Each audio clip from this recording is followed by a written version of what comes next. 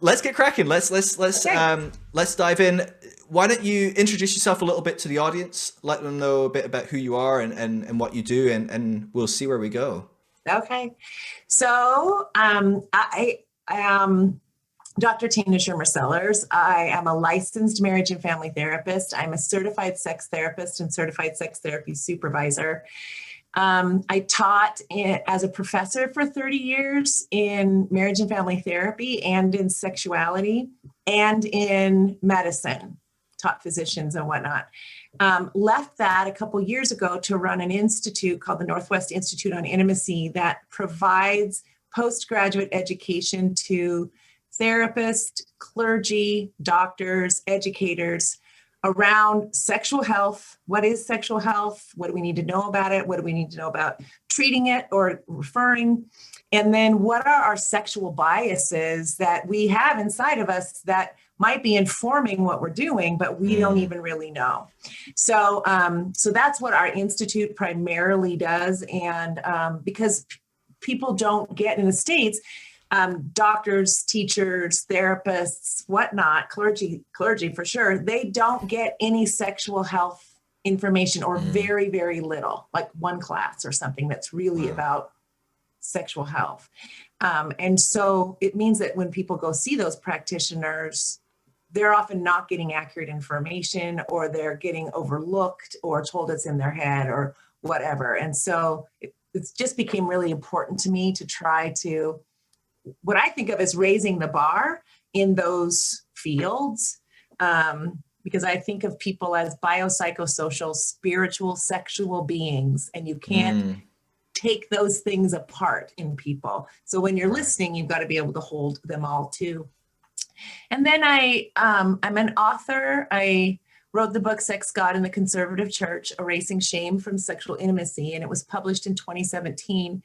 And it's got a very strong global response because it looks at how did the Christian church do sexuality, and looks at how it's been sex negative for all of its history, and then says, well, anywhere on the Abrahamic line, has it been positive anywhere? And it had been all over Jewish writing.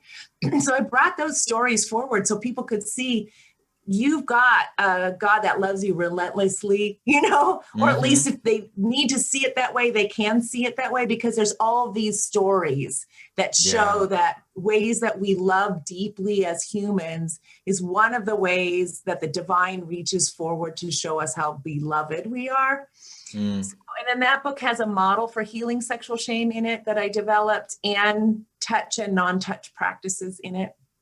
So it's I've been really grateful. It's ended up being really helpful to lots of people.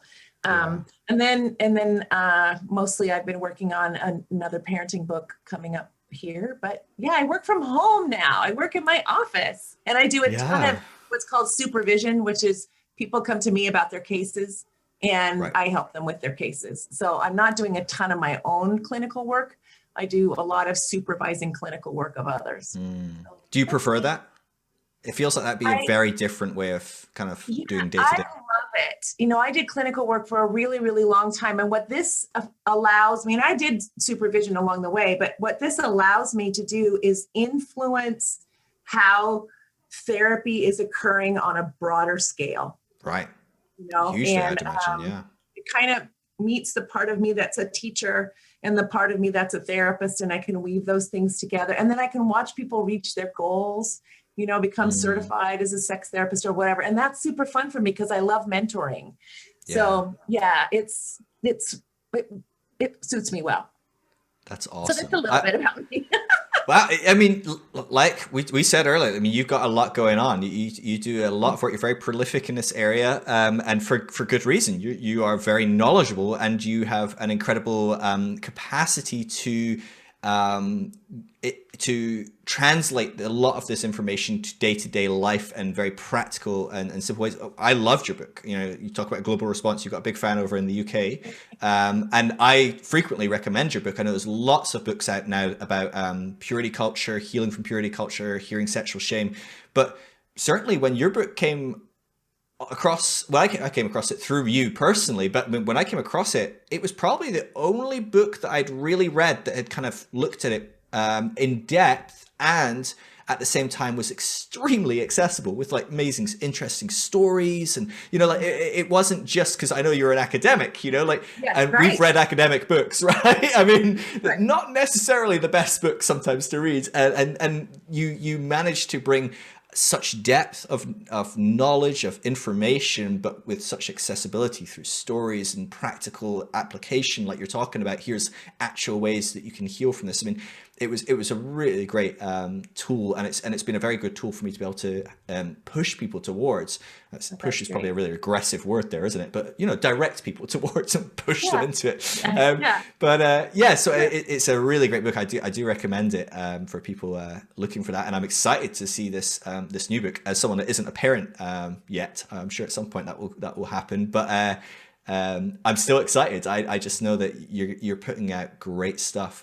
I'm intrigued. Like, I mean, there's so many areas we could go down here. But something that fascinates me is, I mean, you're teaching stuff in America. This stuff is super controversial, generally speaking, as soon as you start touching within kind of the Christian world. Even as people come out of Christianity, there's a real complex relationship with sex and with exploring sexuality, exploring our sex drives, our desires, our passions, our interests, our kinks, or whatever it might be. Whatever, yeah. I've got a discussion group online with some people that are patrons, and so it's a bit more of an intimate conversation, and the conversations we have are just so fascinating. But frequently things come up about this sort of thing, and I think even yesterday or today someone was saying that they have deconstructed, and they're, I think, 22, 23, and they did the Christian thing. So they're like, I'm a virgin, I'm a 22, 23-year-old guy. I've, you know, barely done anything with anyone. And now I'm supposed to not be. They've kind of deconverted from Christianity, maybe slightly associated with Christianity, not so sure, probably on the out, not really sure, you know, this weird place, but certainly going, I'm not in a purely cultural mindset. I don't think I need to save myself from marriage or any of these things.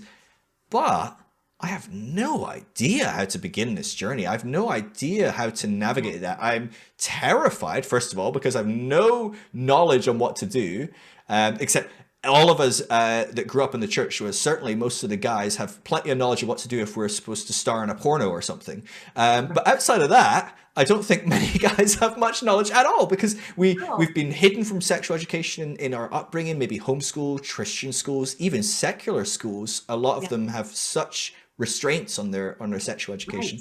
Like, this world of starting to explore, like, how do I begin to be a sexual being in this world? And even then going, and I still have some sexual ethics that are in the back of my mind that I don't know how to draw the line of, like, is that influenced by church? Is that more of an internal compass that's healthy? Or is that an internal compass that's been imposed upon me? That's such a complex kind of smattering of things going on. How do you begin talking to these people? How do you begin kind of helping them explore and grow and develop as they're navigating this very complex? I mean, they've got a lot going on, just navigating a change of spirituality and faith and their relationships with family. I mean, life is hard right now. And then they've got the component of like, all right, but I'd like not to be single. I'd maybe like to explore relationships. And that is a whole can of worms again on top of it to crack open. But I know you work with people like this, and I know you've helped people that are in this place. Like, what do you do? Where do you begin? How do you begin that process? Yeah. I think that the first place I begin is I want to understand what's important to the person. Like, help me understand where you are now with regard to your values, your wants, who you want to become, who you are now, where are you going, what's important to you in a relationship. When a relationship feels good, what does it look like? What is your investment? What's theirs? You know, like, I just want to know them a bit. And I want, through asking those questions, for them to reflect on themselves. Because sexuality comes out of that. It comes out of who we are and what we want, how we want to connect with our bodies, how we want to connect with our sexuality, how and when or if we want to share that with anybody. What would that look like? You know, what kind of relationship would we want to have? Or kinds of relationships would we want to have, right? And so to sort of have just a place to start, I want to understand a little bit about them. And then find out a little bit about their sexual history. So what did they learn and what effect has that had on them? And so to reflect back to them through their answers, this is what your legacy seems to be suggesting. And what of that do you want to keep and what of that would you like to throw away? And so things like, well, my parents never talked to me at all. It was, they would just react whenever something came on TV, and like, well, don't look, or they would just get weird or whatever. And it was always like that. So I'd be like, okay, so you had silence, and that silence also projected some shame, like it made you feel bad. Like, what's going on here that everybody's being so weird about this, right? Yeah. And so that likely caused you to question your innate curiosities about the world and your own body and your body in relationship to others, right? And so after that, then I kind of have a sense of where their holes are in their knowledge base, right? And so often from there, and I often clear this with them, like, how would it feel to you if we just spent a little bit of time doing some basic sex education? So I tell you a little bit about what kids naturally do over time so that you can find yourself in there. And I can show you what are some things that are important for you to know about yourself. And so I just give information, like if it's a guy, between 13 and 15, you had 20 times the amount of testosterone dumped in your body within 2 years, and that turns you from a bicycle to a rocket ship, and probably no one told you that. And then we'll talk about that a little bit, right? And so we'll talk about the dynamic in the culture and in the church that has men in a place of often feeling entitled and expecting that they're going to get served in some way.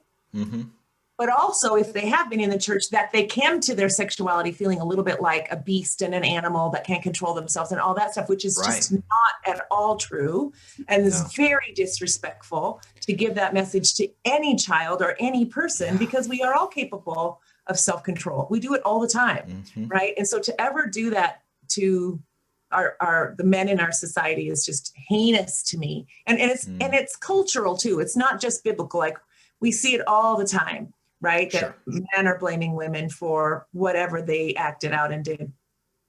But the other side of that too is they also get a whole lot of messages that women are objects for their pleasure and not so much just people. And yet that probably doesn't match up with their values, how they like to be in relationship with people, the people that they love. So we talk about the impact of that, but also that women were shaped that way too.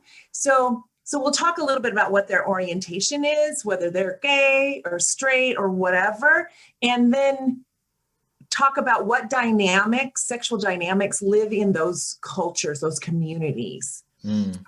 And the community that's having the worst sex and the worst time are the heterosexuals, because they've been proscribed a way to have sex that's very patriarchal, that's very much about his pleasure, very little about her pleasure or her even being able to explore her pleasure, because her pleasure would make her a slut if she knew too much about it, right? So she just doesn't go there. And then she's afraid anytime she did it, anytime any man was offensive in any way, she immediately thinks I did something to create that interchange, right? So we talk a little bit through these things as we go through some basic sex education and consent education and all of that, looking at what was true, what's factual in comparison to what they were taught.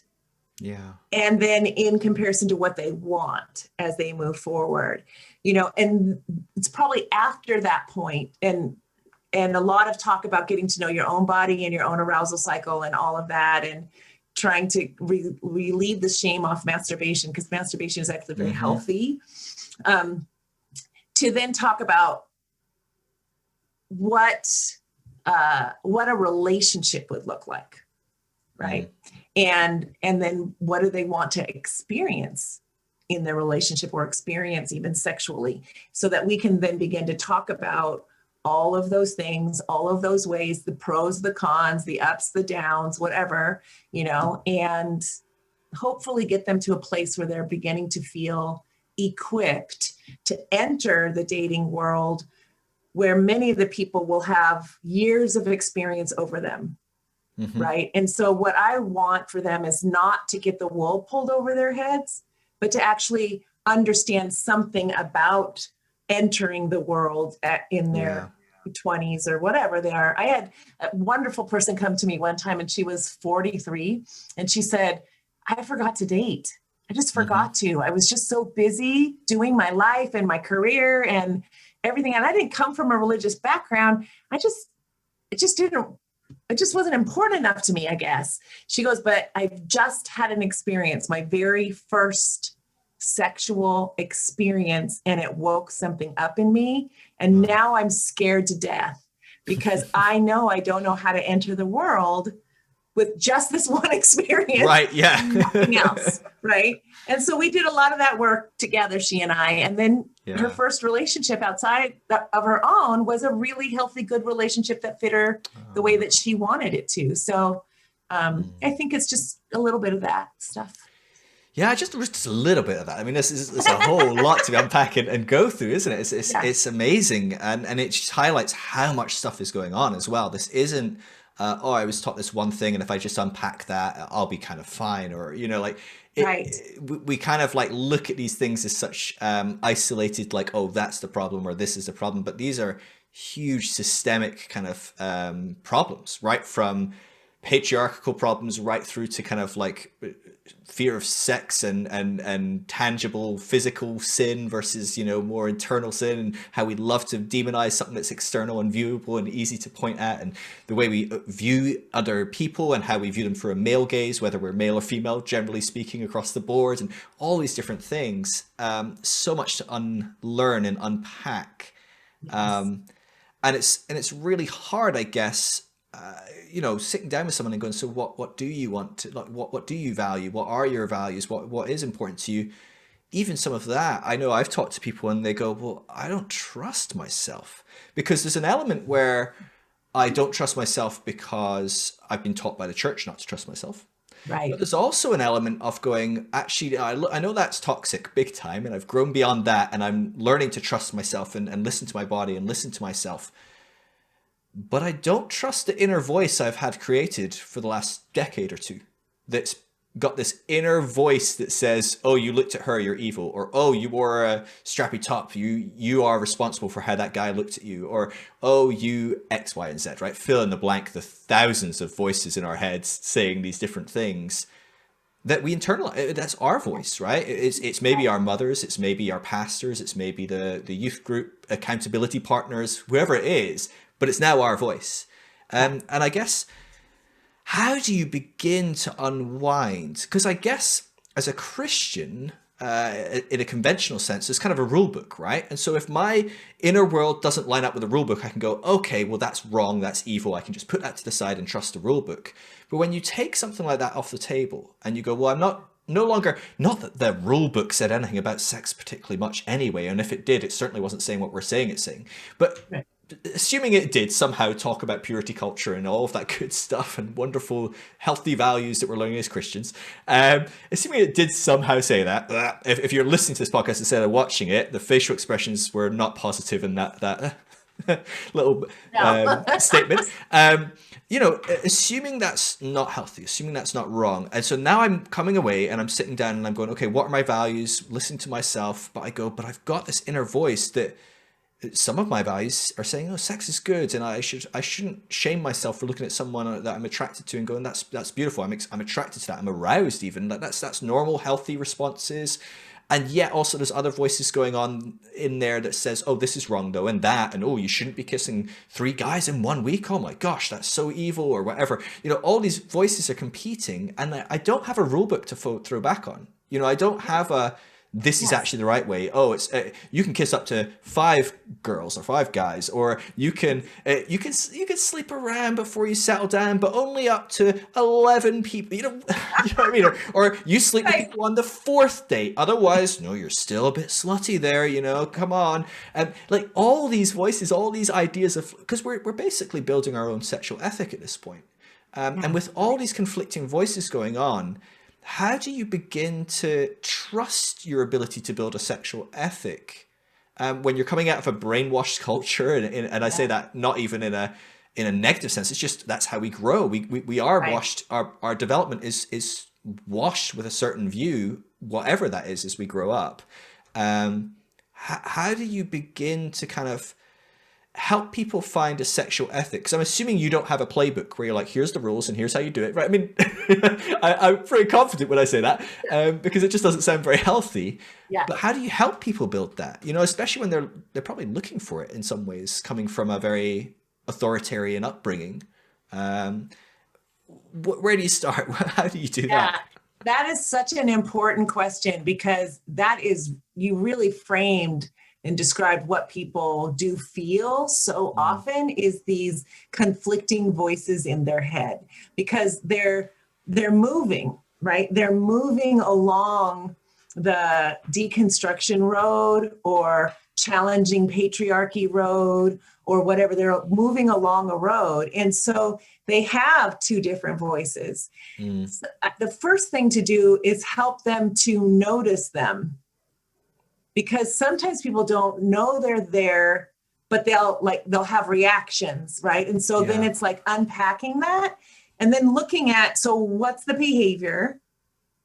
What's the feeling that you've got? And what's the thought? Is the thought valid to what the behavior from where you're moving to? Right? And letting them know that what we're doing in this is we are constructing their sexual ethic based on their values and what's important to them. And we're going to do it very carefully, based on sort of what's going on in their head. And I do a lot of explaining the neuroplasticity of our brain. Like when we have thought something over and over and over again, because we were taught it, it's like it creates a groove in our head that just keeps getting a little deeper and a little deeper every time we go over it. Well, when we're deconstructing and really examining critically things in our lives that haven't set right in our gut, and we're beginning to listen in there and beginning to trust that, then what we're going to supplant those other messages with is the message that we actually have thought of critically that we believe to be true. It matches the values that we've been talking about. Yeah. Now, there's going to be a lot of mistakes that are made. And I'm of the belief that there's no such thing as a mistake if you turn it into a lesson. If it didn't feel right, what do you want to pull from that experience that you want to learn from? We learn through experience. If God didn't want us to learn through experience, he would have the prefrontal lobe developed a hell of a lot sooner than 25 or 28, right? But it doesn't. And so obviously experience is a teacher. And so when we learn to listen and we say, oh, that didn't feel right to me, then it's think about, well, what went awry and how did it go awry and how would you have wanted it to go? And how can that inform your future decisions? It's just part of learning. But as they move in the direction of the way they want to think and believe, they're going to build strong neural pathways in that direction. And there will come a time that they will notice they're not physiologically reacting to something the way they do. And that is, the brain has seriously changed at that point. It's not dropping those same neuropeptides that are making you feel anxious or bad about yourself or whatever, because you've been literally practicing thinking in a way that matches your beliefs and what you want. And then acting on that to the best of your ability as you learn, and then modifying, coming back and modify and moving forward. So it doesn't happen overnight, but it does happen. It does happen. The brain is amazing in its ability to help you move from one place to another. Yeah, well, that's really interesting and a beautiful thing, isn't it? That we can, no matter how much we have built some, I mean, neural pathways, these things are like, 20 lanes wide sometimes. But I mean, I know for me growing up in Christianity, like honestly, like I think, I say this a lot, but I think from probably the age of about 14, it was quite late in developing in a lot of ways, but I think from the age of 14 to probably about 25, 24, every single thought I had about God, prayer I had with God, time I opened my Bible, on some level that was interwoven with thoughts about sex and masturbation and porn and sin, because that's how I mean, it was so important that you didn't do all these things that I was 100% doing. And so were all the people teaching me, because they were like, a 19-year-old youth group leader or whatever, Absolutely. And so, but that framed every time I opened the Bible, I'd be like, okay, but I also masturbated yesterday, or I watched porn, or whatever it is, or I thought about that pretty girl in the youth group, and I shouldn't think about her, or whatever. It doesn't really matter how bad it was. It still got in my head, and it was like, oh, can I come before God? I need to get right with God. I need to pray, and all these different things.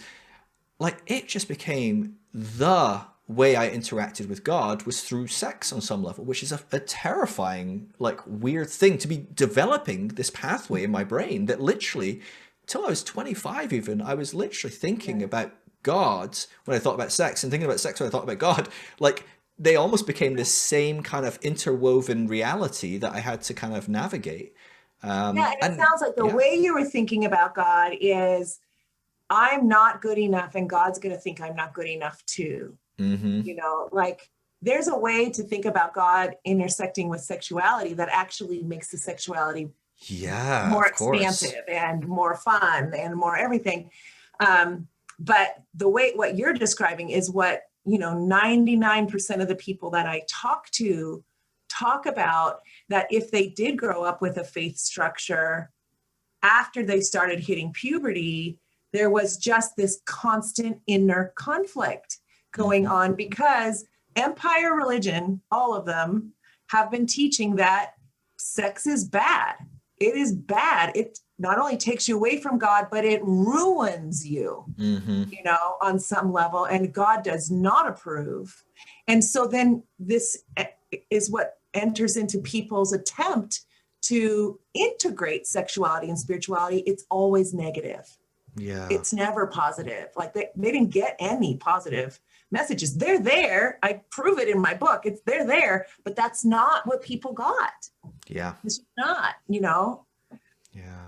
It's really hard to see. And I on the whole thought I was the only one, which is fascinating, because I was in the same youth group with everyone else, and I was in the same young adults group, and I was in the same whatever, it just, I shouldn't have been surprised by this. And then when I became the youth leader and the whatever, I was teaching this stuff, right? So it's all this interwoven mess.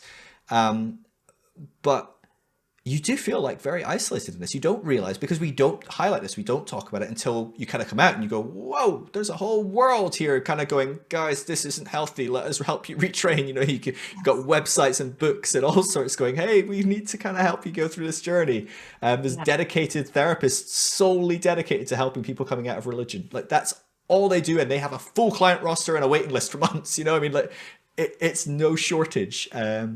And so, yeah, I mean, it's such a huge deal, and it's so helpful to know that there are these kind of, certainly not simple, certainly not easy, but in another sense, very easy. If we sit down and do the work, if we explore this stuff, if we, find someone that we can process it with externally, that might help even more. But we can do these things that aren't actually, impossible tasks. They're very simple tasks in a sense. Might be hard tasks emotionally, and draining and tiring, and you need to listen to your body and take your time and all that different stuff.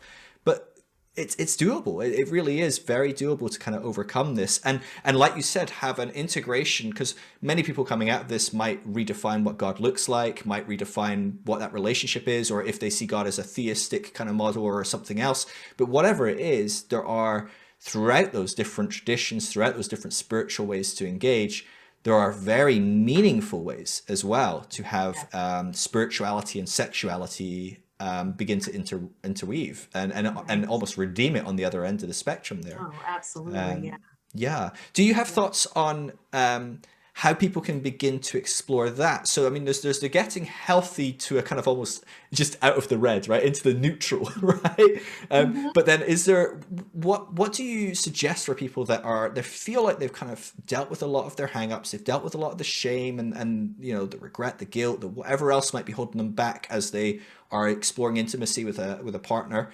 How do they begin knowing where to explore to kind of go into kind of more of a or reintegrating spirituality into sexuality? Because I can imagine at the early stages, those might be things that people kind of almost have to separate as they're figuring out their spirituality anyway. It is almost quite healthy to kind of separate and just kind of figure these out on separate paths and then maybe reintegrate once we kind of have a bit more of a bearing on what's healthy for each kind of independent component. I might be speaking out my ass here, I don't know. But I'm speaking more of my own personal journey, I guess. I wasn't exploring kind of tantric sex or, you know, mindfulness present sex or anything like that while I was still going, I don't even know what God is, and I'm actually a bit scared of tantra or like, you know, or whatever it might be. And then also going, yeah, and I also still feel shame when I have an orgasm because I've spent the last 20,000 orgasms, I was trained to feel shame. So of course I automatically have some shame responses there I'm working on and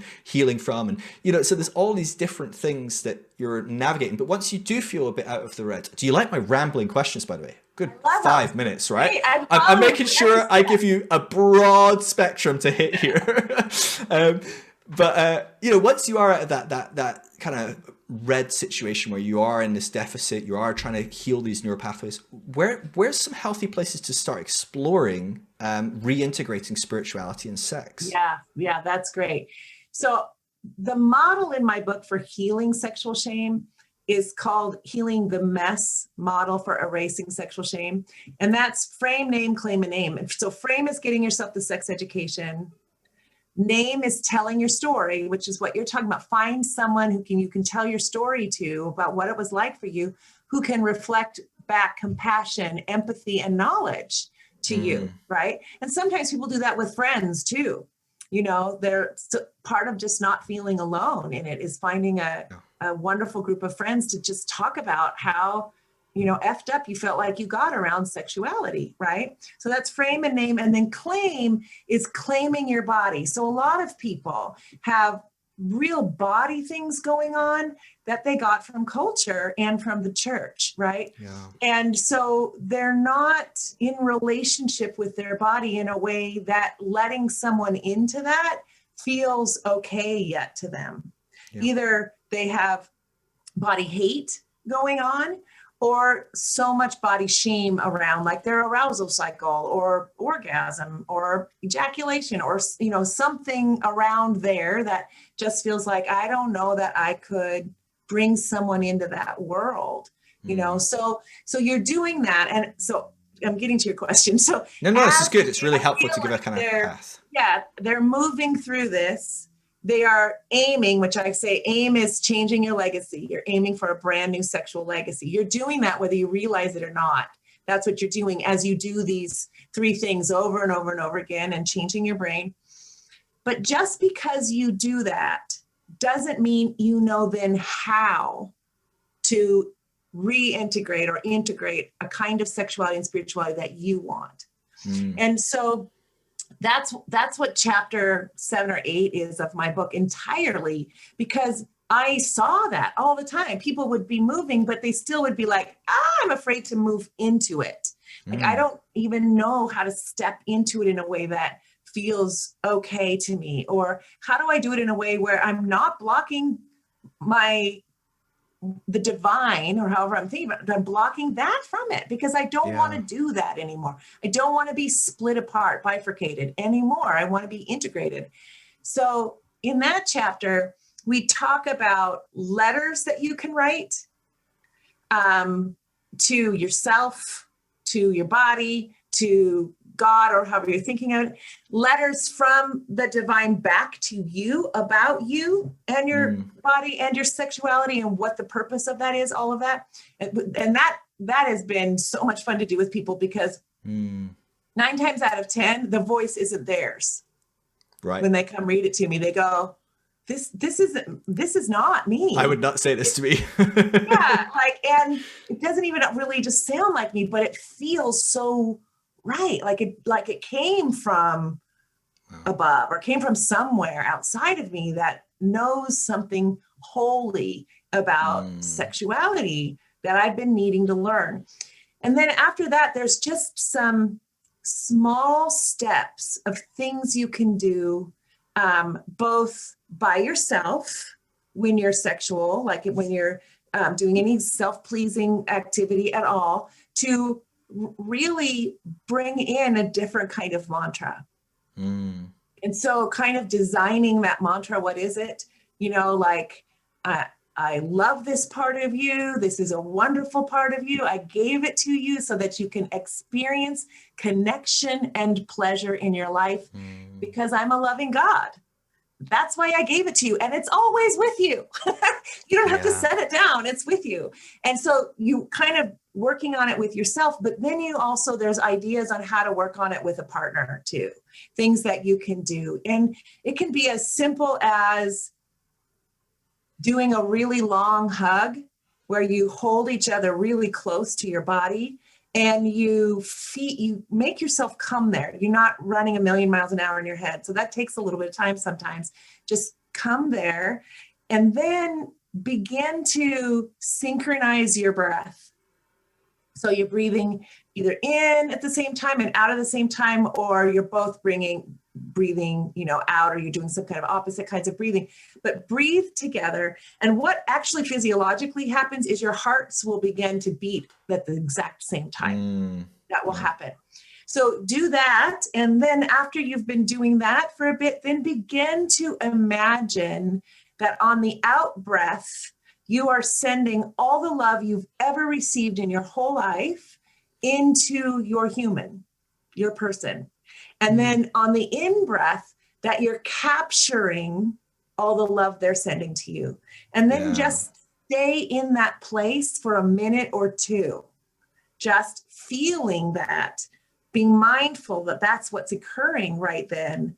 And then after you're done, you can sort of pull away and then look in each other's eyes and tell each other that you love each other, but don't say it.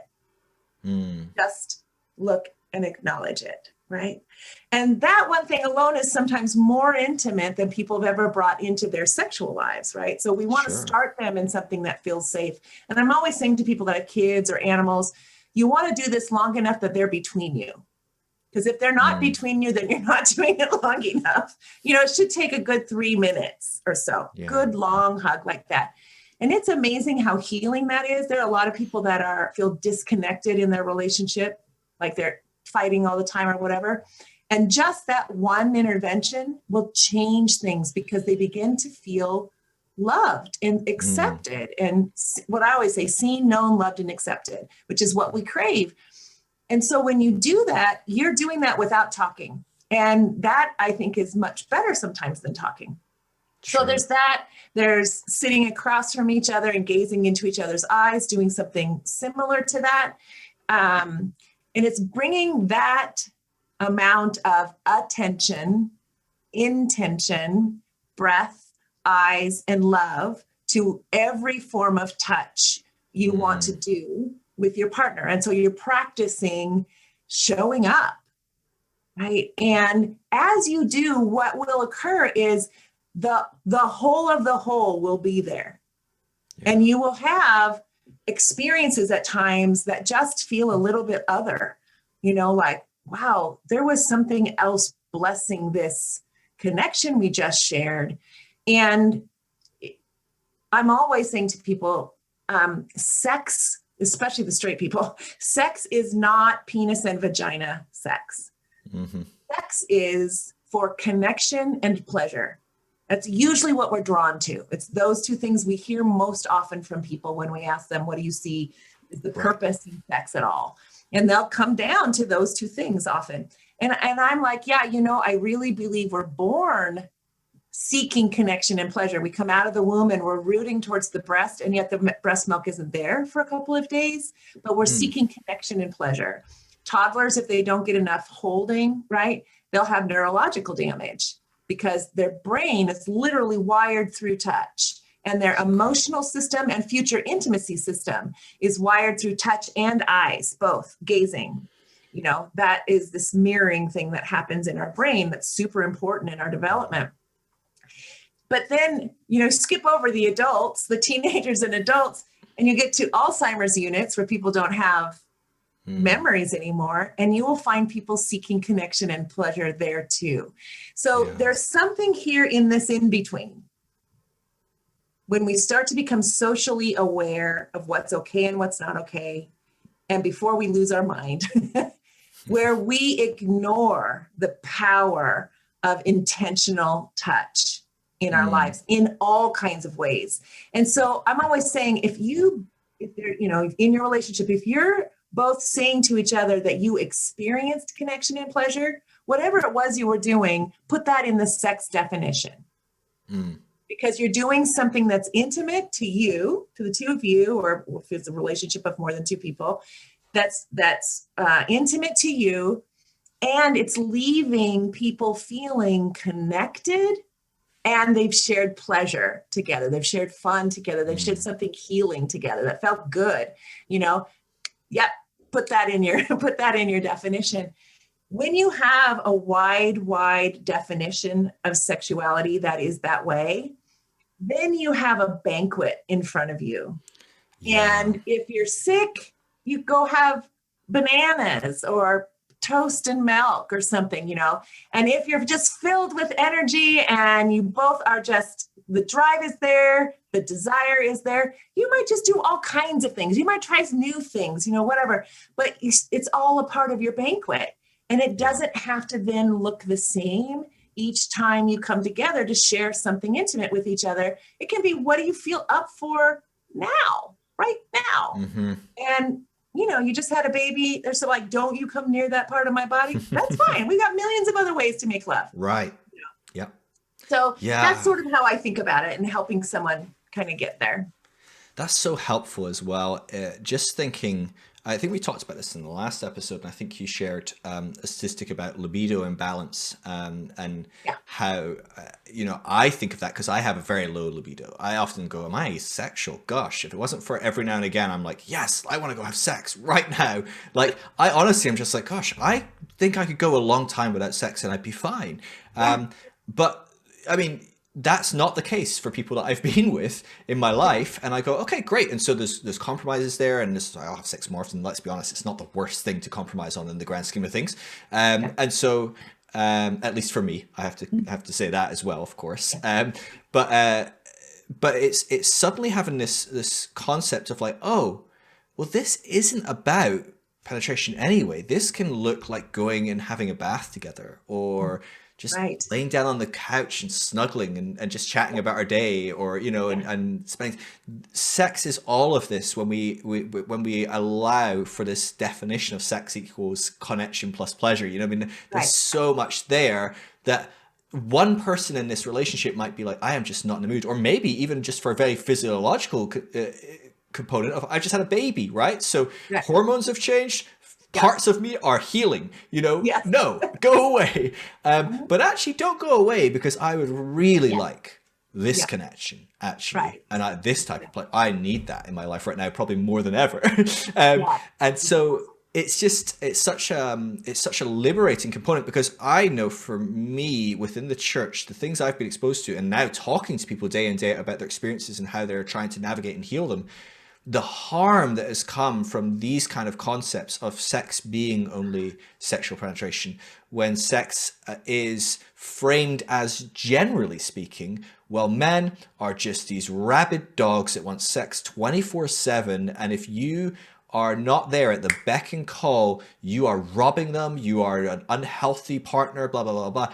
That's crazy unhealthy on everyone, right? On men and women. Everyone. Because women lose as well, because some women have a higher libido than their male, and then they go, gosh, this guy's supposed to be wanting me all the time and he doesn't, so is there something wrong with me? Am I not desirable? Or am I sinful that I want to have sex all the time? Because I was told that women don't want to have sex and you just have to kind of just give it up, or, you know, or whatever the kind of unhealthy bullshit is.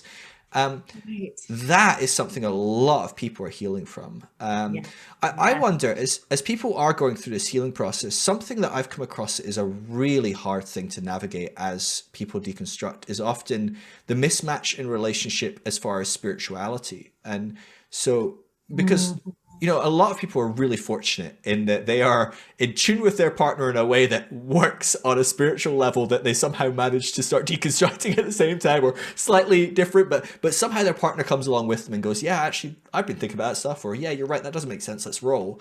There's a lot of people in relationships where that doesn't actually happen. And as we deconstruct, I mean, our ethics around sexuality change, our concepts of those things evolve and change.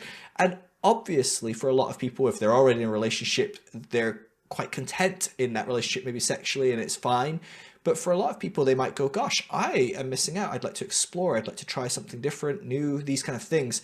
But if their partner isn't going through this and they still hold to these very toxic relationships, maybe, gosh, it's maybe you know, certain concepts might run through. I'm thinking, gosh, if a woman's been told, well, you just have to have sex with a man, and you basically fall into this, what is effectively rape, permitted rape by the church and endorsed rape, that might work if a guy goes, oh, I want to try something new, and the woman's like, oh gosh, well, I didn't want to do the old stuff, but this is my model, and it's a horrible thought, but that might happen. But on the flip side, if a woman's going, hey, I want to explore my sexuality, actually, I'd like to have sexual pleasure more than you want to. Can I go buy a sex toy? Can I, you know, these kind of conversations are very, or maybe you just don't have that conversation because you know it's not a good idea, but then your partner finds a sex toy. And I mean, you know, these imbalances can be really problematic. How do you see these things playing out in a relationship? How do you begin to have these conversations when people aren't necessarily on the same page spiritually? Have you come across this in your therapy? Oh, yeah. I imagine you have. If I've come across this, guaranteed people have come to you with this question. How do you begin to navigate these issues? Are people fundamentally incompatible? Are these relationships doomed to failure every time? Or are there things that people can do? Because I imagine a lot of people, while that might be an outcome, generally speaking, a lot of people are wanting to avoid that, I'd imagine, for a myriad of reasons. And for a lot of people, they can avoid that.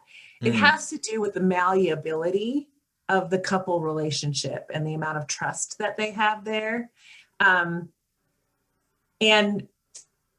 if there's some malleability and there isn't like total rigidness, then often we're able to like build a bridge between and start walking on that bridge towards each other, as far as how we relate to each other, right? And in there is a whole lot of sex education, right? That's just teaching things like there are two kinds of sexual drive.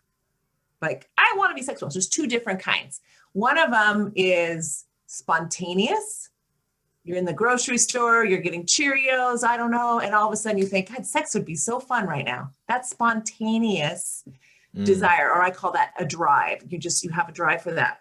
There is also what we call responsive desire, where your head is in your work, it is in all the things that need to get done. You're completely, in your right brain functioning. And it's going to take the Titanic to kind of move you into the more playful part of your brain. Right.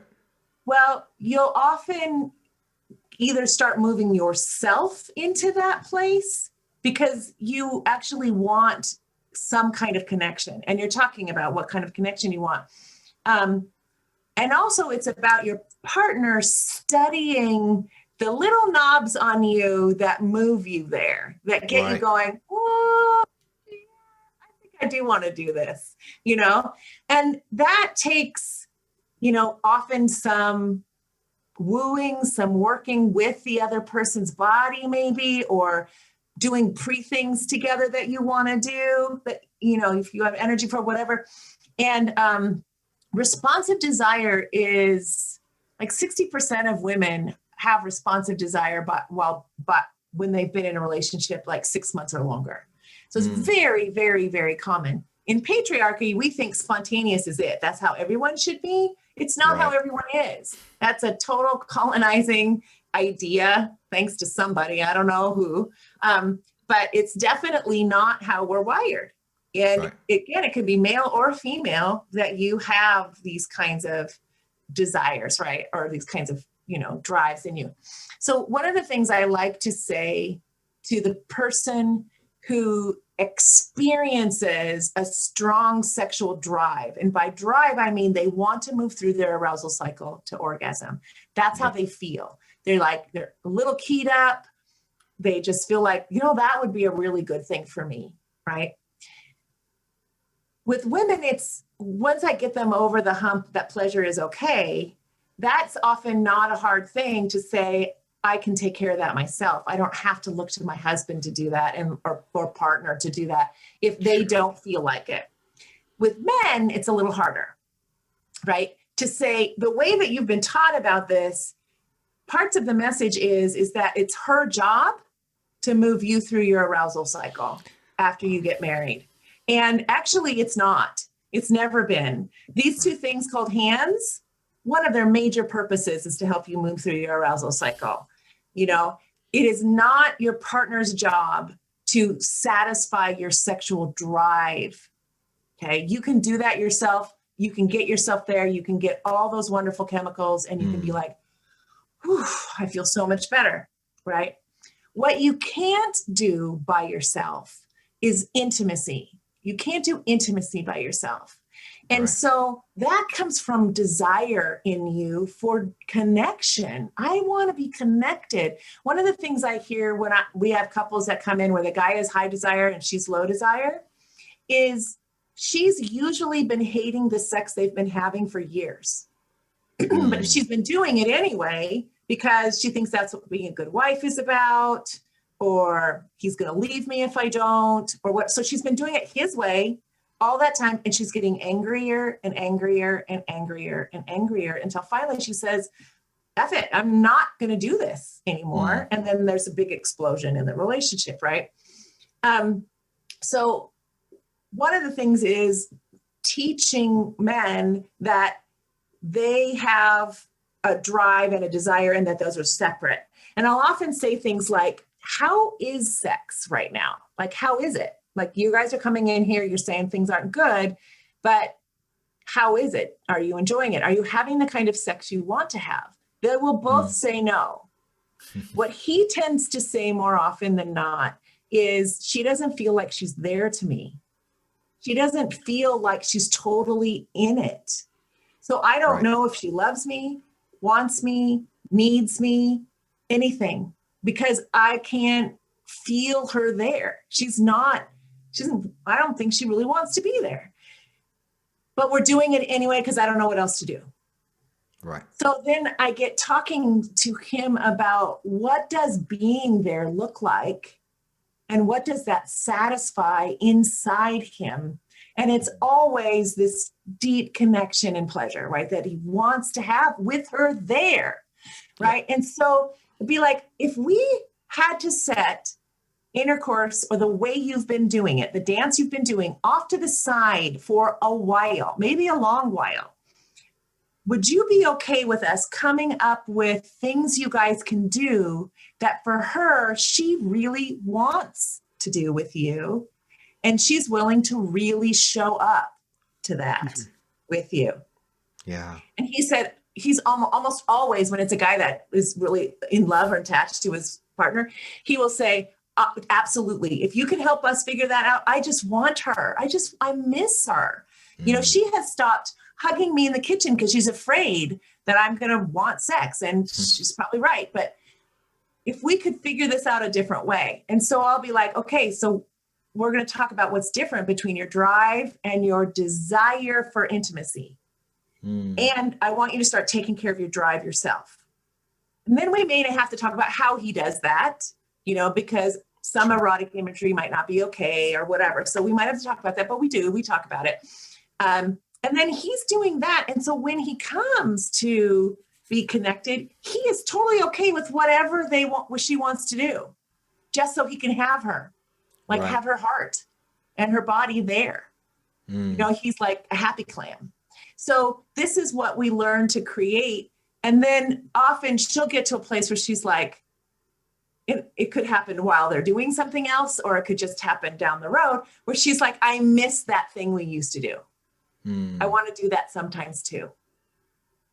But then she shows up to that, like, get here, get inside me right now. I mean, or whatever it is. She's like all about it. And it's completely different sexual experience for them. Right. So that's some of what we do when there is a significant desire discrepancy. It's helping them understand it, giving them some education around it, and then helping them understand the bigger cultural construct that set them up for transactional, boring, obligatory sex. And it was only a matter of time before someone's desire was going to tank, because they're not having the sex they want to have with their partner at all. And so once we do kind of deconstruct that, then we start constructing something that are a bunch of experiments, you know, to see how they like them. That's awesome. I love that. I mean, that must be such a common experience, even without any kind of spiritual disconnects and things like that anyway. I mean, I hear about that all the time. I've got plenty of guy friends that are going, oh, my wife never has sex with me, or I've got a few guy friends that are, oh, I have sex too much or whatever. Or I don't know, like, you know, that, because it isn't as black and white, right? As men want sex all the time, women don't want sex. That's definitely not the case. And I've got lots of female friends actually that talk about that dynamic as well. And you're just like, gosh, this is just everywhere. It's just such a common problem, and I think it is largely we just do not talk about it. Probably beyond religion, this is culturally probably not talked about too much. We just don't like to address these components for some reason. The culture likes the idea of a woman that, you know, is less sexually charged, driven, whatever. I don't know what that is. I mean, you can probably guess all day at different patriarchal kind of components. But yeah, it's not what makes men happy. No, exactly. No one's happy with this scenario. No, he loves it when she shows up and shares her pleasure with him. He's like, I helped make that happen. This is awesome. He's way more into that than he is into penis and vagina sex. If he can be a part of helping her bloom, her sexuality and her sexual desire and arousal bloom, he feels like the man. Yeah. I mean, this is what I see all the time when it's that way. Yeah. Man, that's so good. It's really, really interesting. So you kind of touched on things like masturbation and things like that, which are incredible gifts, amazing tools. I mean, phenomenal, especially for that, like that drive that you just do hits, you know, I just want to deal with this. And so you talk to your partner and like, not really. And you're like, okay, I can deal with this quite quickly. That's no problem. Cool. Yes. And there's obviously some barriers for people coming out of a Christian background. I mean, that is a huge no-no. For various reasons, because for the young guys, they're talked about, don't masturbate non-stop. That's what they get told. And for the young girls, they know that's what the guys are talking about, but no one mentions it to them. And then they actually feel even worse because they're like, gosh, I really shouldn't have this drive, right? Because at least the guys know they're supposed to have this drive and fight it. I'm not even supposed to have this drive, never mind that. So there's all sorts of things going on there. So assuming we get past that, because we can heal from that, we can do a lot of the tools that you've talked about already to kind of work through that. There are questions of is there healthy boundaries that we set ourselves? Obviously, things like partners might have a say on that. Obviously, I can imagine certain partners going, hey, I would rather you didn't look at a picture of my best friend while you did it. Or I'm thinking of a really obvious example that would be a bit weird. Don't look at a picture of my sister, or, you know. But porn, maybe some people might go, actually, nah, I don't mind that so much. I get it. Or other people might go, that's really not okay, comfortable for me. But I'm also thinking, and maybe you can touch on that, but I'm thinking beyond this, because I've had people ask me this about raising kids. And obviously, this is a really normal thing. You're talking 20 times the testosterone, which, let's face it, is already way too much, right? We don't need this much testosterone at all. This is too much. Like we are made to have sex way more often than we need for, having kids or anything, right? This is a lot. And so we've got a lot. And then you get to the age of 12, 13, 14, and it's kaboom. And suddenly it's like, I'm going to have to deal with this, right? Whether I fight it for an hour or two and then do it, or I deal with it, I'm going to have to deal with this. A lot of parents that have been through purity culture don't want to replicate those really unhealthy messages, really unhealthy rules and regulations. And yet it does seem to suggest that there are, if you look at data and studies that have been done on masturbation, on porn, there does seem to suggest there can be some really unhealthy patterns that can develop, addictions that can develop. Obviously, there's components of sexual ethics that can be exposed, and really quite unhealthy things developed depending on where you go with porn and things like that as well. How do you recommend parents talk to their teens about navigating this process of finding a healthy release, and maybe exploring certain sexual components of that as well, without, and maybe I'm wrong here. I just know I've seen certain things. I know there's lots of movements, you've got porn as a new drug and things like that, like that do talk a lot and give a lot of data and go, no, there's some really unhealthy stuff going on here that can really harm people. Do you have thoughts on this? Is that accurate? Is that something we should be concerned of? Did the church get some of this right? Maybe not saying the model necessarily applied, but were some of their concerns maybe right, that maybe we should be wary of exposing our kids to a lot of porn, and that maybe there's different models for how to go about that? Like, do you have thoughts? I'm sure you have lots of thoughts on this. I'm sure there's a whole section in your book. I have lots of thoughts. First off, let me say that the average age that kids are being exposed to porn is 9. Okay. And since some studies I've seen, it's younger. And so you're actually talking with them around 6 or so about, sometimes there are things that are on TV or on the phone someone could show you, and it could scare you, and you might not understand what you were seeing, and you might feel a whole lot of feelings. If that happens, if you end up seeing something and it doesn't feel right, I want you to come tell me, and then you can describe it and I'll tell you what you saw. When they're like 8, then it's like the things that I'm talking about are usually people being naked, and they're doing something very intimate. And that can scare you too, because it doesn't look right. It doesn't look normal. It doesn't look like what you've known. And so I want you to come talk to me so that I can help you understand what it was that you saw. And then you're talking about developing media literacy, which is not just sexual, but if you're doing this along the way, like, what do you think about how that woman treated that man right there? What do you think about that?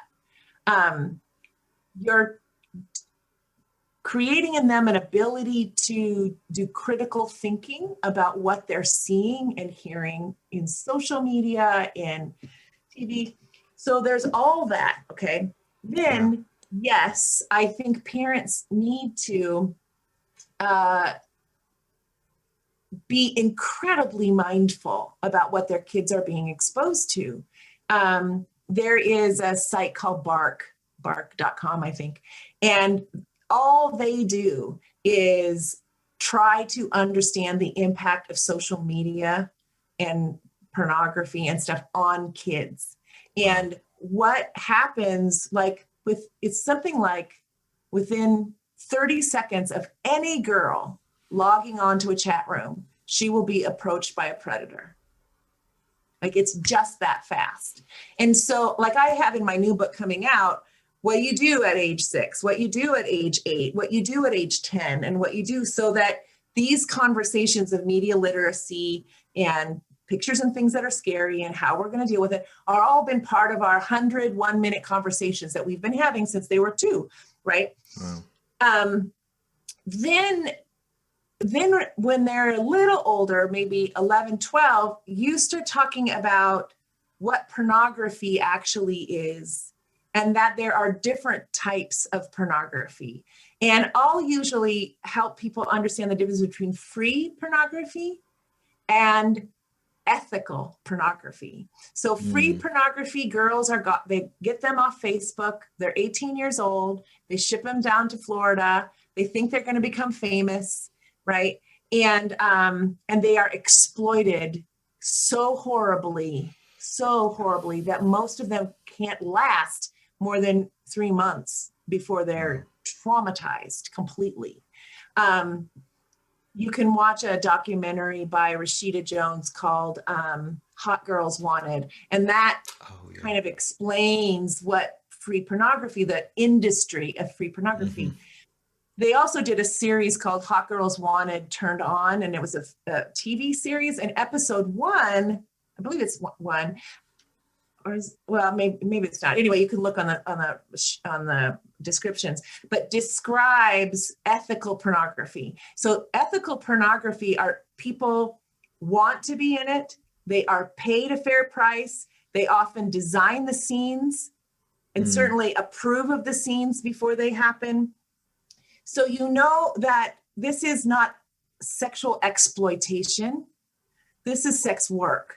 And sex work is part of our world. Regardless of what you think of it, it is part of our world, and it's a legitimate part of our world that people can decide how they want to earn money. And if it doesn't exploit somebody and it's not it's consensual, it is consensual, then it's an adult decision, you know, and you can feel what you want about it, but it's okay, right?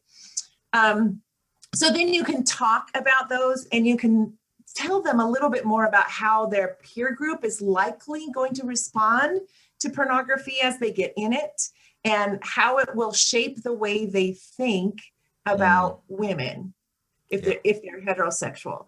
If they're gay, a gay boy, gay porn is not does not have violence in it. It's got all the different ways that guys like to have sex, you know, one right after all the different ways in a whole thing, you know, and it looks consensual. No one looks like they're being hurt or doing something they don't want or whatever. And that's just how gay porn is.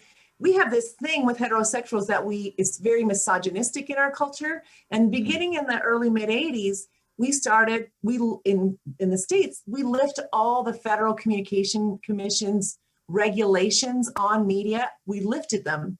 So you could put anything on TV or video or whatever. And so we started to have this influx of video games, which was brand new.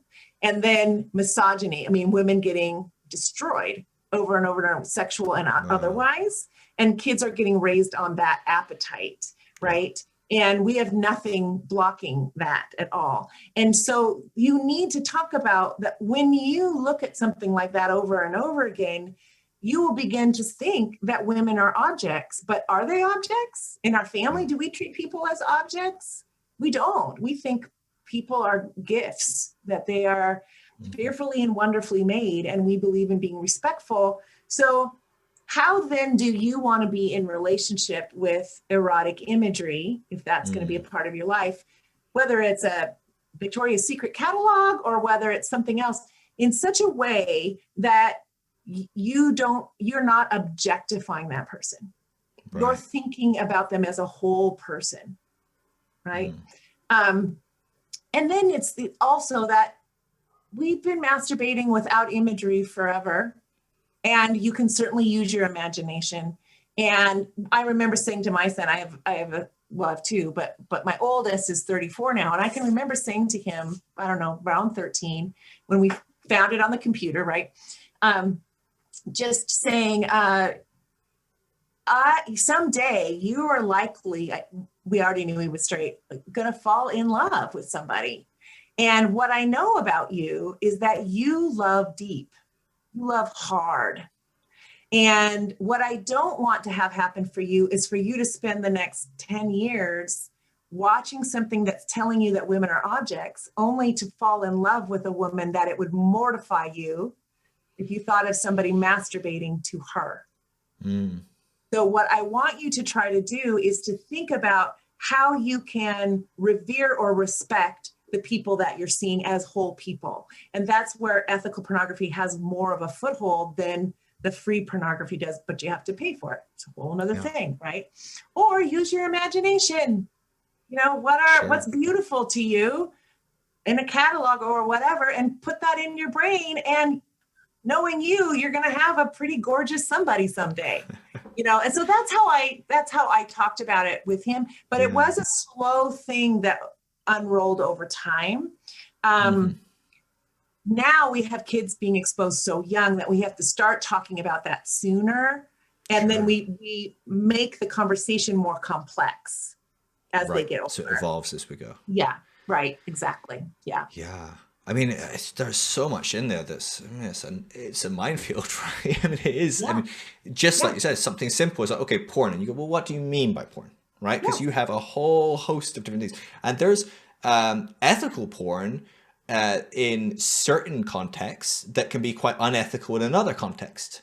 Right? So it can still be very much facilitating male gaze perspectives. It might still have a lot of violent kind of underpinnings and stuff like that, but the female artist is accepting that that's kind of what the male gazes want, that's what sells, and they're, you know, taking responsibility for that. They're going, hey, I want to make this material, and so you're like, well, that's ethical in that tick box, but maybe it's actually facilitating some really unhealthy. So even something simple, ethical, well, hold on, what kind of ethical? It just gets so complex. And then so you're looking at starting those conversations so early and trying to evolve them. It feels like a daunting process. I know for me, like, gosh, my relationship with my parents, just, you know, you're laughing, talking about early on, you know, parents freaking out when there's like someone kissing on TV or sex on TV, and everyone's going, oh God, I don't know what to feel, but I know I'm supposed to feel awkward and shame or whatever. That was me growing up, right? If people kissed on TV, there was a big like, oh, you know, my parents, I've never seen my parents kiss, never have. Oh, wow. I don't remember once seeing my parents kiss. I'm sure they probably did once or twice, but like it wasn't enough that I noticed it.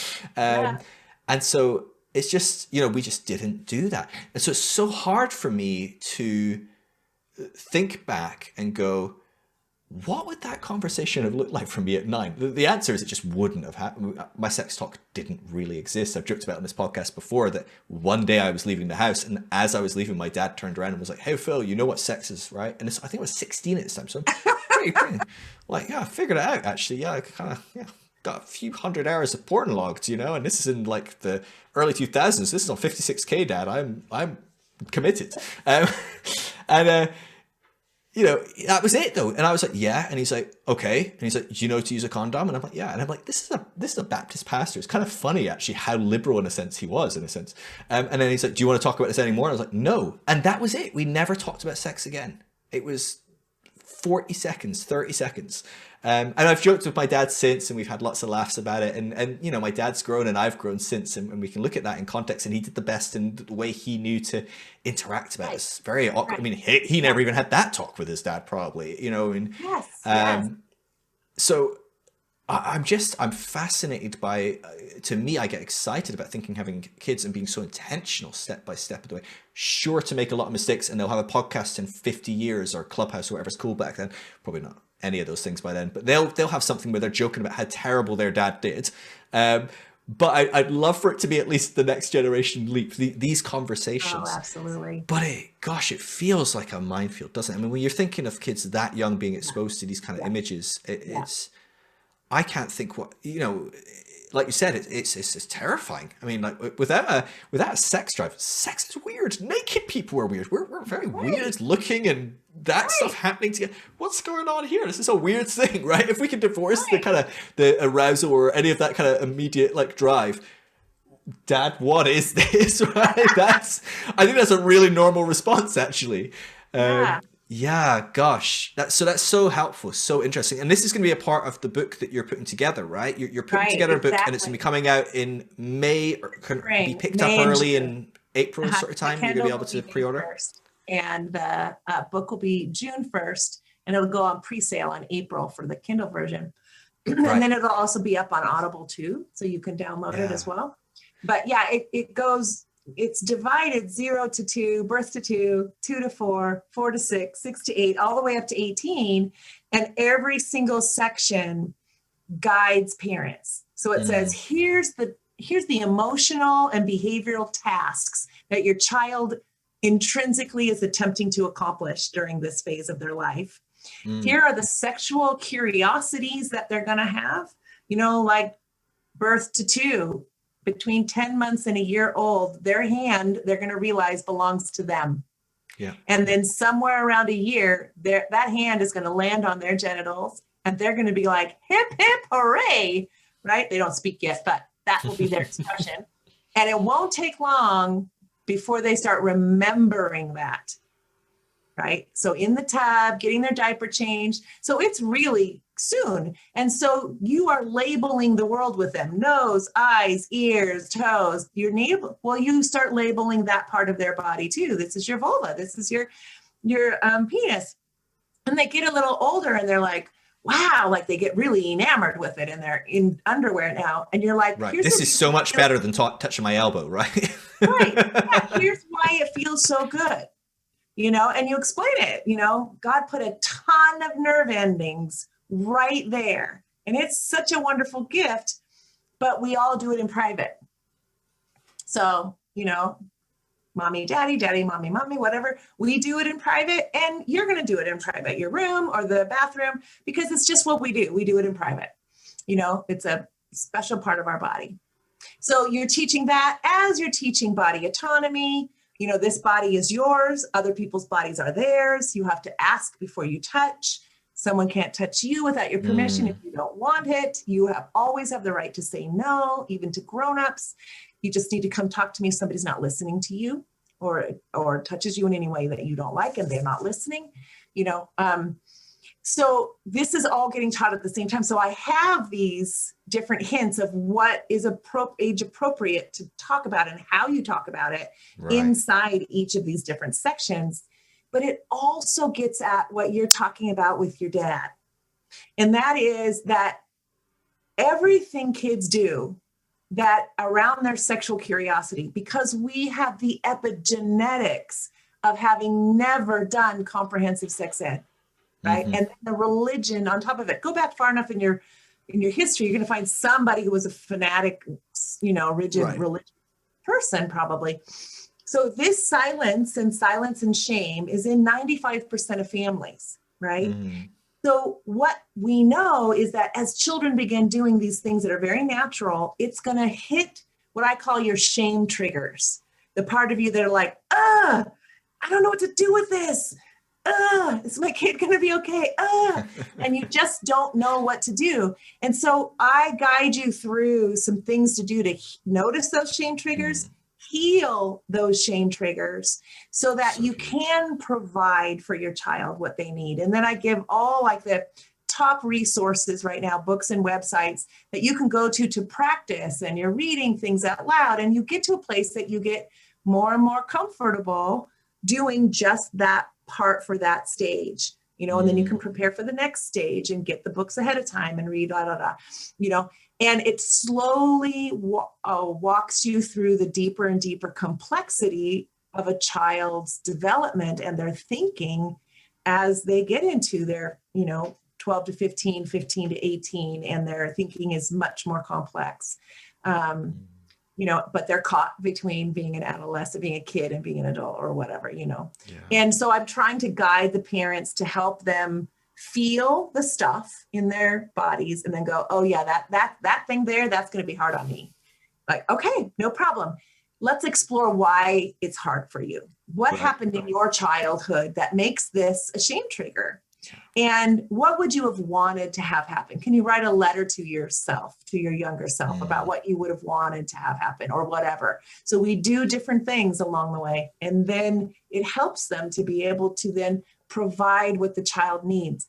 I will say to you, Phil, that the Northern European countries like Sweden, Denmark, Finland, Holland, they've had comprehensive sex education for 60 years or more. It starts in kindergarten. It runs through what we would think of as like the 12th grade or whatever, 18. And they get this, and they have the lowest statistics on everything, lowest STI rates, lowest teen pregnancy rates. Kids get involved with sex later. They build egalitarian relationships from the start.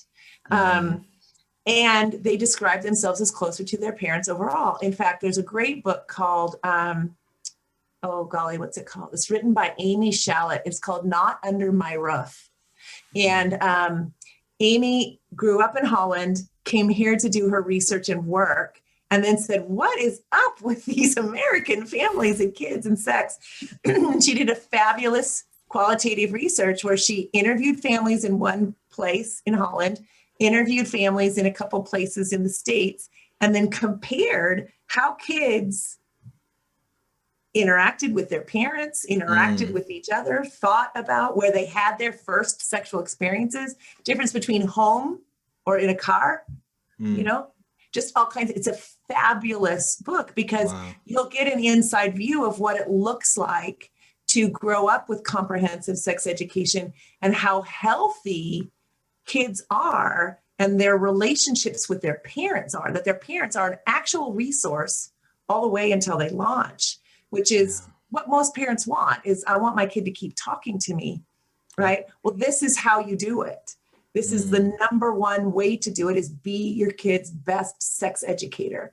Because if you do that, we have studies that will show that they will likely want to be closer to you as they grow up because they feel like you can handle things. That's incredible. Right. Yeah, it's really good. So I don't even think, I mean, I do think that we're going to keep learning for sure.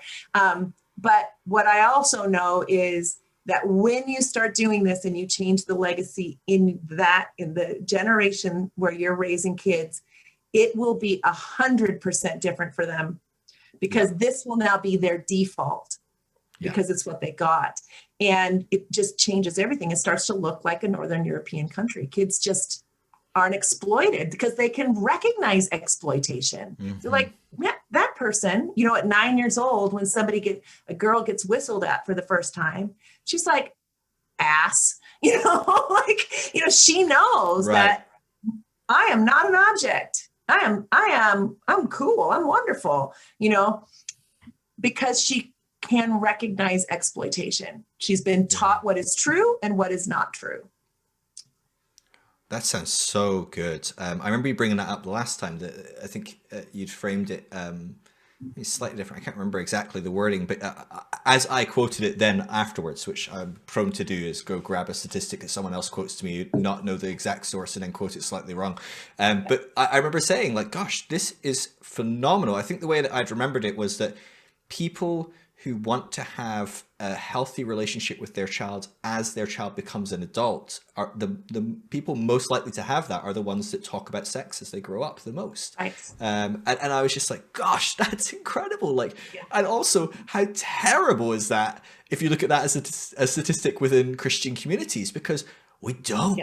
Maybe we talk about sex actually a fair amount, but it's basically don't have it. I don't want to talk about it. Let's not get into too much detail. Just don't. You know, that's about it, right? That's the full breadth of the conversation. And that's a conversation basically at all ages if it comes up.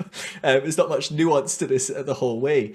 I'm intrigued by, I mean, listening to how your book works. I mean, you touched on it, just talking about how this can be so healing for the parents. Looking through those stages and going, that's a trigger for me. Let me look at what should be taught to a child in that stage, and then what happened to me at that stage. It sounds very much like a healthy integrating of things that we didn't have. I was talking to someone, in fact, I think it was my sister-in-law has a great Instagram account. I think it's Evangelical Lessons. I hope I got that right. Cool. But she posted the other day, and she was talking about how, because she talks to different people about this stuff as well, and she was talking about how some people have to have so much patience for their partner as their partner comes to terms with we're growing in different paces with our sexual exploration and desires to explore sexuality. So she gave an example of maybe these two people are growing, maybe they're even both deconstructing, but the female wants to try sexual toys. And the male has some image of, well, that's not appropriate. You know, you're demasculating me, you're whatever. And the male might even go, I know this isn't correct. I know my response is not correct, but I can't help but have this response, and it's causing all kinds of things. And so there's a whole host of things in there. But how do you is that the sort of thing that you go, oh, this is, I didn't get to talk about this as a kid. I didn't get to, is that the sort of thing that something like your book would be helpful looking through and going, oh, here it is. My parents didn't talk to me about that. It's not somehow, demasculizing you, whatever that means, and whatever being masculine is a goal for men anyway, right? I mean, what even is that? But is that like, you didn't get taught that, like, penetrating the woman is the ultimate goal of masculinity and being a man and being the ultimate you, or, are there lessons that we can learn looking back through our childhoods that kind of help us integrate those things, help us go through it? Because I'm thinking that's Jessie, my sister-in-law, was talking about it and going, you got to be patient with your partner. You got to let them figure that out. But at the same time, I'm like, dude, if you take years to figure this out, I'm not going to be too happy, right? Because I want to be pleased. I want to like deal with some of these sex drive things that we're talking about before. I want to be able to deal with that. How do you go about this reparenting process, this kind of reintegrating kind of a sexual healing? Is that something you can look at as kind of like the stages of a child and kind of go, oh, I kind of stopped around this stage and no one ever kind of filled in the gaps? Right. Absolutely. In fact, I think that my book is going to end up having value for people that aren't yet parents, because they're going to be able to go, oh, this was normal. No one did this for me. This was normal. Oh, no one did this for me. And they can start doing the work before they're even parents. Or if they have nieces and nephews in their lives, they'll be like, oh, this is really helpful. So it is that reintegration, awareness, learning that needs to happen, that doesn't often happen. Your example of like a guy feeling like, if my wife has my female partner has a vibrator, then that is saying something about me not being a good lover, right? You need to have the conversation that says, here's what makes you the lover I want to be with. It doesn't have anything to do with your parts. It has to do with you and what we share. And then you have to do a lot of educating about female anatomy. Women, oh gosh, less than 30%, far less than 30% of women have an orgasm during intercourse. And it has to do with how far the clitoris is from the vaginal opening. Just, it doesn't happen very often. And so you have to figure out other ways to play around and do things. I think that's an invitation for us to have more fun together, that our arousal cycles are different and how we have orgasms are different. And the fact that it changes over time. If you just adjust to that being true, then start building up your banquet, right? Just start building it up. So anyway, that's part of what needs to have happen.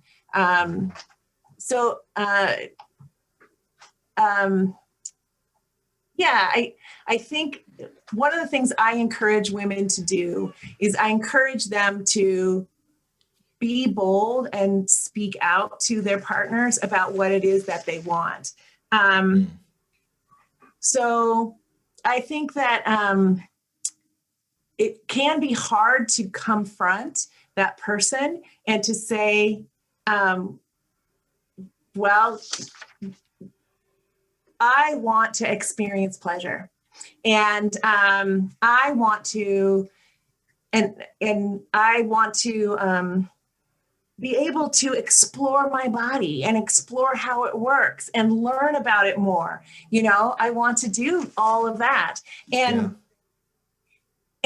it might be a rocky conversation for a bit of time, but I'm always like, don't put up with having the kind of sex you don't want to have at all. Right. For the sake of not having one conversation. Right. Because you're going to build up resentment because you're hardwired for connection and pleasure. So you might be the educator to your partner that said, where did this idea come from that you had to be the all of my sexual experience and that we can't bring in other things to have fun, or explore or whatever? Isn't it really about how do we experience this together? Are we both coming out of it with connection and pleasure having had happened? I'm happy to show you how I use it. You can learn to use it on me, whatever. And this is just the relearning of what is really true, you know. Yeah, that's beautiful. And that's, it's scary. Like, you know, I mean, being vulnerable, opening up, you know, maybe even confronting, because I can imagine some partners might not be, they might not have the best initial response to going, hey, I'm not enjoying sex. And that might be a very hard thing to hear. Or maybe not, I'm not enjoying it, but like, hey, I could enjoy this more. And here's some things. But even just saying, hey, that it opens you up to vulnerability, right? It opens you up to, it's a very hard thing to do, but it's a lot easier than living miserable for 20, 50, you know, 80 years or whoever knows. It's worth it for sure. Tina, I want to make sure we wrap up, because I know your time is coming to an end, and I want to make sure we let people know how to connect with you and what best ways to connect with you. And so if people want to keep tracking what you're doing, I mean, you're very prolific. You're all over the place. So they definitely should pick up a copy of your last book, Sex, God, and the Conservative Church. It's a fantastic resource. And your upcoming book, what's that going to be called? Just so people can have it on their radar. Shameless Parenting. I love it. Everything you need to know to raise shame-free, confident kids and heal your shame too. I love it. That's quite a tagline there. You're just gonna keep going on the book. Yeah. It's a short, to the point book that is handy. It's just gonna be like, here they are. Here's the resources to get. Here's what's gonna go on for you. Likely, you know, that kind of thing. So I think it's going to meet the needs for a lot of people. And this is what you need when you're parenting. A nice, simple, like to the point, just give me the details on how to do this, for sure. That's awesome. Because I don't have any time. No, yeah, exactly. Are you kidding me? I'm raising a toddler. When did you think I had time to read a book on raising a toddler? Exactly. That's exactly right. Yeah. So otherwise, getting a hold of me, you can go to tinaschermersellers.com. That's my website. And I have some free material there for people, whether it's around parenting or being a couple or whatever. There's different things in there that are free that you can get for yourself, or go watch courses that are free that you can watch. Some of them aren't, but then there's several that are more for the general public. You can go to NWIOI, which is the Northwest Institute on Intimacy. So NWIOI.com. And you'll see all about our institute. Again, we have a huge resource list of just everything you can imagine on that, for parents, for like the shameless, even we already have on there the shameless books. All the books and resources that are in the book are already have their own section on the website. So there's a bunch of stuff there for people to get. And then you can find me on Clubhouse now too. Yes, Clubhouse, it's happening. Everyone's getting onto it. And I think this is going to come out in about 2 weeks. So by then, even more people will have their invites out, and everyone's waiting for that Android drop, right? The whole world is going to explode when an Android version of Clubhouse comes out. But and me and you are going to do something on Clubhouse at some point as well in the future. Maybe we can do a Q&A, and I'll moderate, and you can field some questions and things. That would be really fun. That would be so fun. So I would love make sure you're following Tina. So what is your handle on Clubhouse? What's the best way to find you? If they search your name, does that come up? I think you can just search my name. Just search my name, Tina Schermer Sellers, and you'll find me. Yeah. Wonderful. I am following Tina as well. So if you can't find her, look through my following and you'll find her. Yeah. And are you on Instagram as well? I am on Instagram. So mine, the one that's just sort of about me and speaking and writing, that is at Dr. Tina Shameless. Yes. You can find me there. There's a lot of stuff there, a lot of highlights that you can mess around in, and some things in there for folks. And then the Institute one is NW Institute on Intimacy. Perfect. And that's where we post all kinds of things about just sexuality in general, things that people need to know, ways in which people are discriminated against, upcoming courses that we have. So all of that is there on that one. Wonderful resources, really, really amazing, helpful resources. And also if people are therapists, if they are working in that field, NWIOI, is that right? NWIOI. You guys are doing things to help train and facilitate people that want to get more certified in these areas and experienced in these areas of dealing with sex therapy. And we do. Well. And we now are all online at this point, and we're likely to stay at least partially online, where all of our courses have a portion of it that's online, even when we start to be able to move in together. And so the classes in this last year, we had people from 4 continents.